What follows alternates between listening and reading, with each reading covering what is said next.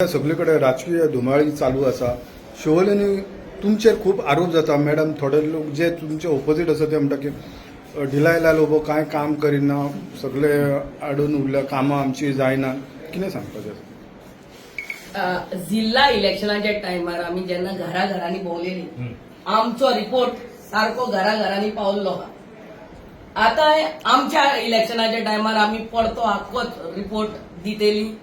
Every month आम्ही काम कितें करतात रिपोर्ट आमच्या लोकांकडे पावता. ऑपोजिशन उलयतलेच न्हू, but it is for the general public to know आम्ही आमदार जाऊन कितले काम केला ते दिसता.